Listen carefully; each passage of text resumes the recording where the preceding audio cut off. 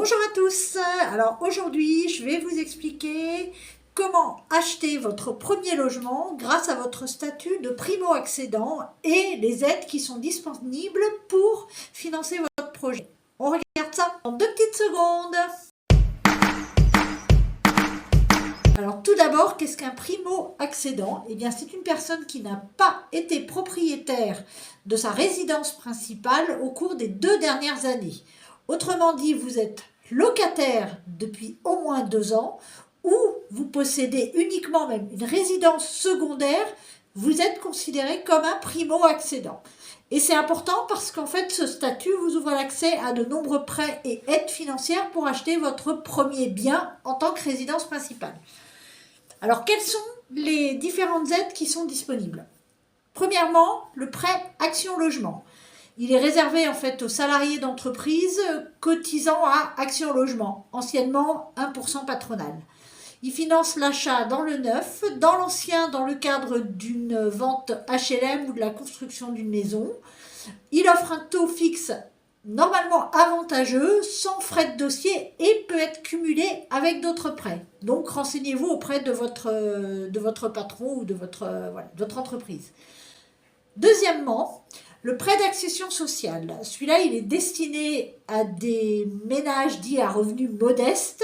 Il peut couvrir 100% du prix d'achat sur une durée de 5 à 30 ans avec des frais de notaire réduits. Ensuite, vous avez le prêt conventionné qui est ouvert à tous, sans condition de revenu et qui permet d'acheter un logement neuf ou ancien avec un taux plafonné. Ensuite, le prêt à taux zéro, plus connu, qui est un prêt sans intérêt, à condition de respecter certains plafonds de revenus et d'y associer un autre prêt principal. C'est souvent la première brique d'un plan de financement plus important. Par contre, attention, le prêt à taux zéro, lui, finance l'achat dans le neuf et dans l'ancien avec travaux. Ensuite, le prêt d'épargne logement pour ceux qui ont un plan d'épargne logement depuis au moins 3 ans qui peut permettre de bénéficier d'un taux préférentiel. Et enfin, le prêt social location-accession, appelé aussi location-vente, qui vous permet de louer puis ensuite d'acheter votre logement.